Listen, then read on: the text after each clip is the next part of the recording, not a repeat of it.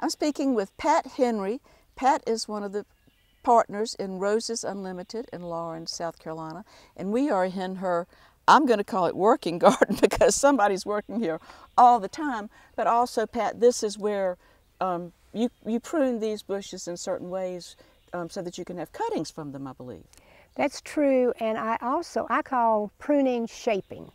I shape a plant like I want to see it, and someone else might want to cut it way down and it be short, but I want it tall and maybe nodding over, so I prune, I shape. But you do believe that that annual pruning is very critical for health. I pruned every rose in this garden, which is some 300, myself. Whew.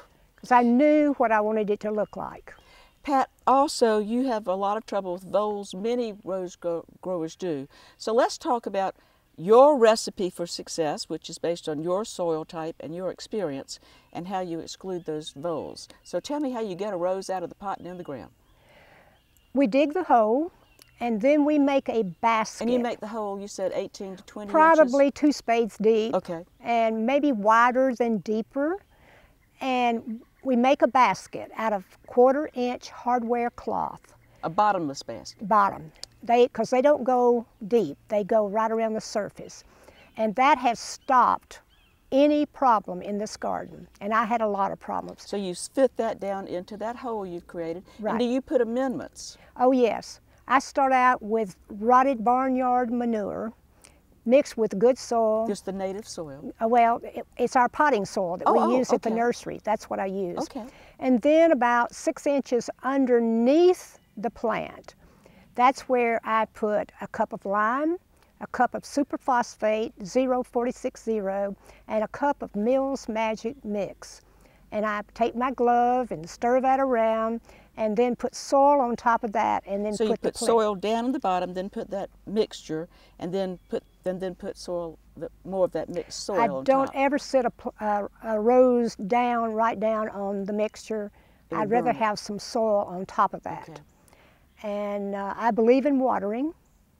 And my dad taught me if you only have time to do one thing, that's water. Right. And you mulch. I do. I use what I call tree trimmers mulch, and I'm out right now and I've got to get some more. But I try to let it age for 6 months or so.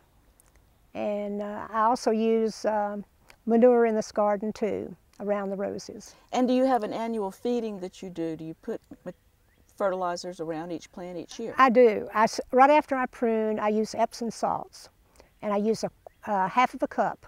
And for a smaller plant, you might use 1/4. I even put a little bit in my pots.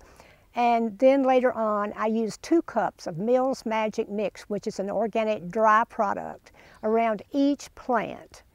And then I use their Easy Feed, and I would liquid feed every rose in this garden, and I have done all of that. They've had everything they need.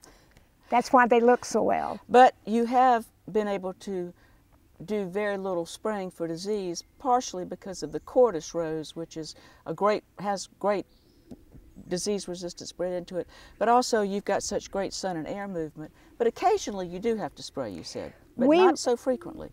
Very few in this garden need some spray, and I know which ones they are.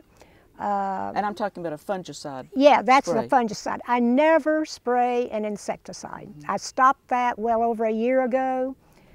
And if there's a few bug bites, there aren't many, and that doesn't bother me. The thrips, I don't have to have a perfect rose. I had rather have a perfect environment than a perfect rose. That encourages beneficial insects. You have lots of ladybugs and things like that coming. The birds are here, the butterflies, the ladybugs. I'm not a purist, but the Cordis have given me life without spray.